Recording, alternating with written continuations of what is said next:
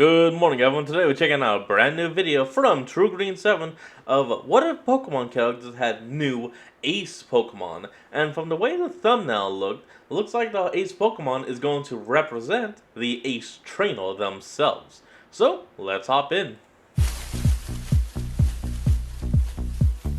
Hey guys, Ron here, and sometimes What a up, Ron? Pokemon character's ace Pokemon becomes a huge part of their lore and characterization. Leon's Charizard represents his passion and popularity, Gladion's Right. Silvally shows his growth and true disposition, Marnie's Morpeko showcases the contrast between her tough look and cute personality, and Arven's That Mabosstiff fits. is his entire reason for living. It's also cool when a character's ace matches their aesthetic as a trainer, like Diantha's Mega Gardevoir or Lucy's Easily. Seviper. Now I want to make more of those Pokemon that are heavily inspired by their trainers. So in this video, I'm going to take famous Pokemon trainers who don't have a definitive ace, or ones with an ace who doesn't really relate to their design or personality Need a thematically, brand new and create a ace. new Pokemon that suits them in every way. Some of these will look very similar to their trainers, as if the trainers modeled their look after these Fakemon, while others will simply I can have see their that. essence. If you want to see more of this, please leave a like and subscribe for a potential part 2, and consider becoming a Could be member fun. on YouTube Check or it out. Patreon so that you can support these experimental videos. And check out all my other Fakemon videos if you haven't. Let's begin with a fan Always favorite do. from this current generation. Larry is one of the most popular characters from the last few yeah. years, with a personality and look that could easily translate into a normal and flying type. That's obviously why they gave him a Staraptor, and perhaps you could consider Flamigo his ace too. But neither Pokemon have Nah, much ties to Staraptor. this tie-wearing trainer. But obviously we can't design something too simple or else it would be kind of boring. So let's try to make a bird. I'll be honest, I actually never realized just how thick his damn eyebrows were. Holy shit, they're thick.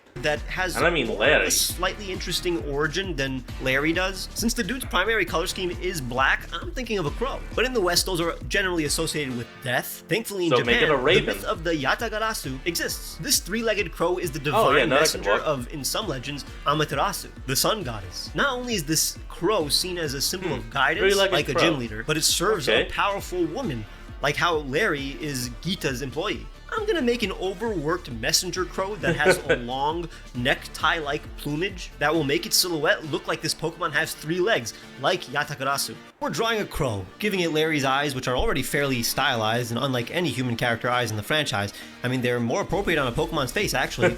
Even his tufts of hair make They all total sense on a swell. bird Pokemon. Perhaps that was kind of the point. They look like feathers. The Oh, sorry. long tie will look like a third leg from afar, and the feathers on its neck look like a collar, refining it a bit before adding Larry's exact colors, which very Oh, much fit yeah. a Corvid like a crow. I thought there was even more room for the look, wing-like he's a patterns suit. on Larry's suit Went as on well. suit. Check out Labor Raven, the hardworking Pokemon, a normal flying type with I the like abilities it. Early Bird, Hustle, and Guts.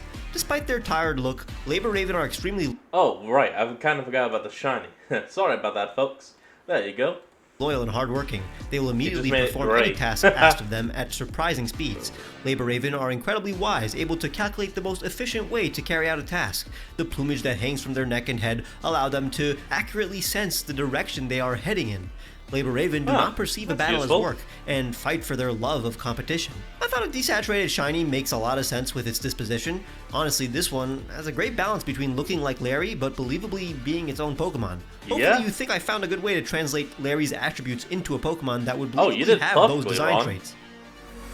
Now let's move up a rank and create an ace for one of the most popular Pokemon characters ever, Cynthia. Now you may be thinking, Cynthia. Garchomp is heavily associated with this champion and its ferocious Well, yes, that is her Ace Pokemon, but come on, the point of the video is to make a Pokemon that looks like the Ace Trainer themselves.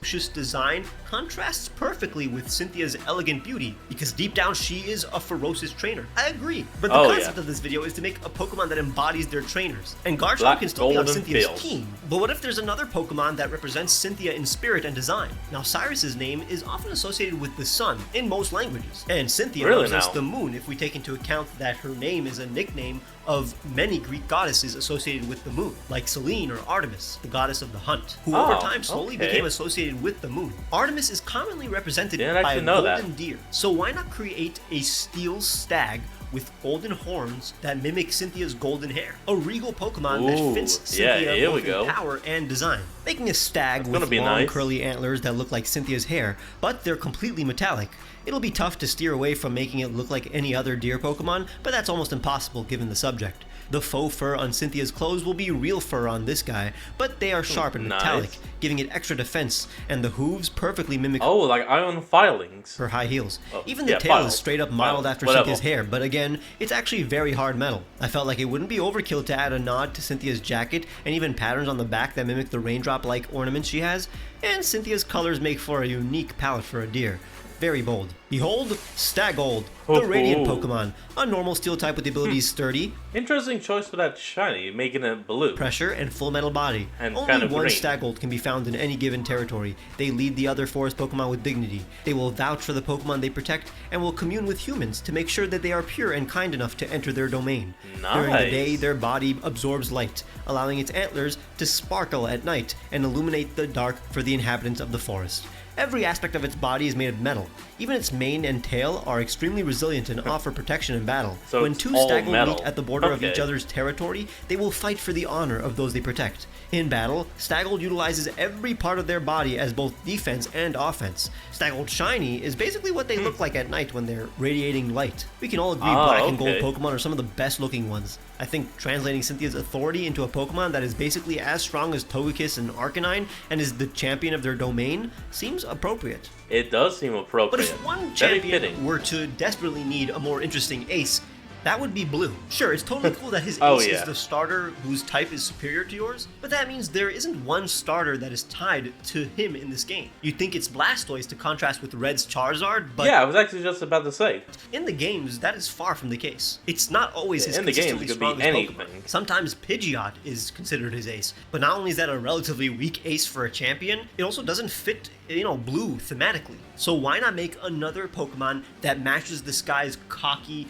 personality? Something Cocky, proud and smug, cocky sounds like proud a of rooster. himself. Naturally, when you think of the color blue, you think of water, but that does not match the temperament of this character. In fact, Oh, not fire is even. the element I'd most associated with his personality. A passionate and driven person that'll burn you. So why not a blue flamed rooster that is also dark type? But not because he's evil, but rather because he represents the trope of a good-hearted outlaw. Someone that is on the run but would stoop down to okay. the level of their antagonist in order to defeat them. But will still do the right thing, at the end of the day. Basically a dark type akin to Incineroar, Isn't who that like uses an brutal anti-hero? tactics to show off, but isn't necessarily Oh, a no, bad an guy. anti-villain? Also, this way I'm not Oh, making another something? fire-fighting chicken. I think the character Blue fighting fire with fire against Red's Charizard would be thematically neat. It's kind of a more even playing Would be field nice. to make him feel like he is truly beating Red without, having to utilize a type advantage. So I'm making a rooster with the attitude of a rebel, but I thought it was beginning to look a bit too humanoid, so I gave it the Rebel poncho of rooster. an outlaw in the Wild West. But obviously, it's made of feathers. I even gave it a bandit mask made of fire. The poncho feathers are looking like Ooh. fire and cinders, and the chicken comb-like head feathers that it has on its head will give it the silhouette of a hat. It's got big wing hands and the patterns on that's its how you chest that do glow it. with fire. The feathers on its legs look like tattered pants, and its talons are as you'd expect. The colors are where it gets interesting. Roosters can easily have their, dark green feathers, but I'm gonna go ahead and make them more turquoise. This color between Oh, green yeah. and blue is perfect for a Okay. character who's called Green in Japan and Blue in the West. Say hi to Roosterado, the retaliatory Pokemon from And that shiny. I like that shiny. Rooster and That's Desperado, good. a fire dark type with the abilities Blaze and Reckless. Roosterado are constantly hunted by predatory Pokemon who find them to be extremely delicious.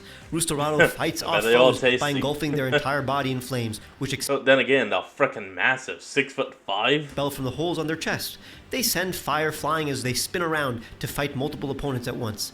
Despite their devastating moves, they always find a way to minimally damage their surroundings. While Roosterado do not seek out battle, they welcome it from those who provoke them and will violently fight back.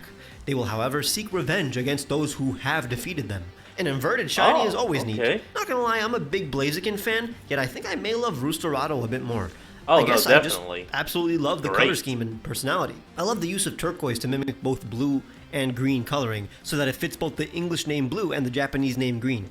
It's wonderful. Now, I have no way to segue from blue to Olivia. There was no logic in having them both in this video. I just want more Olivia representation. She has a Lycanroc, but what does that have to do with, anything? I mean, I associate Lycanroc with Kukui more than I do, Olivia. Although that is his midday form, and her Lycanroc is midnight form. So why not a Pokemon that ties more with her design and personality? Despite her power and status, she's just a chill gal who sells jewelry, collects, toys, and reads romance novels. She looks fierce, and her Pokemon are most definitely hard, but she's a softie on the inside. Why not make it a fossil? Pokemon with a hard rock shell, but is also super squishy, but is goofy and cute. A Mon she would constantly hug after a battle. I think a giant rock snail would be a perfect contrast to her beauty, and snails can be super pretty. I mean, the Hawaiian Kahului tree snail is a perfect inspiration for such an Alolan Pokemon. Perfect. Making a giant snail with a huge shell, I wanted to make it cute and happy, so I gave it a cartoony smile and translated the lower tentacles of a snail into what looks like the beaded dreads of a hippie. These rocks on its tentacles, as well as the straps around it, are straight up from Olivia. Even giving it segments on its bottom half that look like the loose clothes of a hippie gives it the vibe of someone who would sell crystals, just like Olivia does. And then we gotta add the gems that adorn its shell. Finding a way to make the gems look natural but still have order was fun. And once again, just taking the color straight from the human source. This is Barilusk, the gem Pokemon from Beryl, a type of gem, and Mollusk, a rock type with the abilities Shell Armor, Clear Body, and Gooey. These extremely relaxed and easygoing Pokemon live in deep caves. They produce a mucus that hardens in the pressure of their environment and becomes fabulous gems. These gems can easily pop off and regrow. Barilusk are completely oblivious to the value of their gems, but will only let individuals who are as calm and composed as they are to acquire their gems. Those with turbulent dispositions will be met with hostility from Barilusk, who will proceed to launch pebbles at their newfound enemies. Their shiny is a bit more akin to something that would live in the dark. Barilusk is one of the kinds of Pokemon I think are extremely appealing because they're both cute, cool, and terrifying. Again, in real life, it's pretty tough to bond with a snail, despite my best efforts, so the ability to hug a giant one is something I'm sure Olivia would appreciate. Oh, yeah. And finally, let's actually do a protagonist for once. Rosa is the player character that would most easily translate into a Pokemon. I mean, that hair screams fairy type with ribbons that it can control. Honestly, this will be the Mon that looks closest to their character, since we'll make a humanoid Pokemon like Gallade or Gothitelle. I know Rosa has become tied with Superior in various media, and honestly, it fits. But while I could bring up the same case as I did for Blue, where any starter is technically her ace, but I honestly just want to make a Pokemon with the aesthetic of Rosa. Her color scheme is so pretty. No, that only works for the games, not anime. And her personality is very appealing. Not gonna lie, this is just Rosa, but without the patterns of her clothes and all the other attributes that make it look like a human, like ears and nose. Her pants translate into frills that move as she dances, and the whole point is that her hair is now long ribbons that she can extend. This is very much a female-exclusive Mon, refining it to streamline all the aspects and throwing in those pastel colors Rosa has. Very much screams fairy type. The black contrasts with the light colors very well. Say hi to Tasselass, the ribbon Pokemon. Fighting fairy, okay. And that's the shiny, huh? Huh.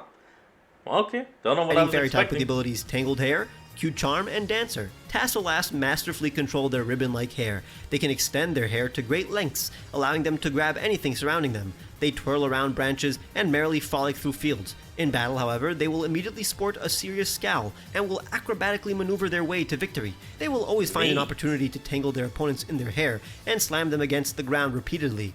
Only when they win will their smile return. If I were to do this again, I would find a way to make it look a little less like Rosa, because it's a bit on the nose in hindsight, but I hope it convinced you that Rosa's aesthetic is perfect for a Pokemon. And if you think the idea of this video is perfect, leave a like and subscribe for part 2. Let me know which other characters deserve a more interesting ace Pokemon, and how I... Alright everyone, that's going to be the end to today's video, and I hope you all enjoyed. Remember to like, comment, and subscribe for more. Link to the original will be in the description below, and I'll see all of y'all next time when we flick back on. Till then, this is Fox, signing out. Peace.